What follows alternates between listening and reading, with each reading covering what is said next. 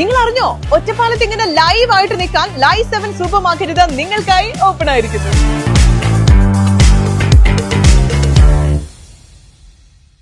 നന്മ charitable foundation Kerala WhatsApp കൂട്ടായ്മയുടെ 1ാം വാർഷിക ആഘോഷം വിപുലമായ പരിപാടികളോടെ ആഘോഷിച്ചു. ജീവകാരുണ്യ മേഖലയിൽ പ്രവർത്തിക്കുന്നവരുടെ കൂട്ടായ്മയായ നന്മ ചാരിറ്റബിൾ ഫൗണ്ടേഷൻ കേരള വാട്സാപ്പ് കൂട്ടായ്മയുടെ 1ാം വാർഷിക ആഘോഷം ലക്കിടി പോളി ഗാർഡനിൽ നടന്നു. വാർഷിക ആഘോഷ പരിപാടികൾ ഇമ്പിച്ചിക്കോയ തങ്ങൾ ഉദ്ഘാടനം ചെയ്തു. എപ്പോഴും പറയാറുള്ള വിവിധ അതീതികളിൽപ്പെട്ട ഒന്നാണ് ഭൂമുഖത്തുള്ള എല്ലാവർക്കും നിങ്ങൾ കരുണ ചെയ്യുക, എന്നാൽ തീർച്ചയായും അതിനൊരു അർത്ഥം കൂടെ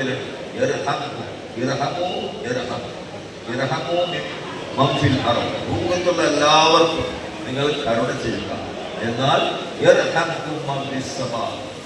ആകാശത്തിന്റെ അധിപനായ ഇവിടെ ആലങ്കാരിക പ്രയോഗമാണ്. ആകാശത്തിലും ഭൂമിയിലും എല്ലായിടത്തും ഉണ്ട്, പക്ഷെ അത് ആലങ്കാരിക പ്രയോഗമായിട്ട് പറഞ്ഞതാണ്. ആകാശത്തിലുള്ളവൻ നിങ്ങൾക്ക് കരുണ ചെയ്യുന്നു. ആ കരുണ നമ്മൾ അറിയില്ല.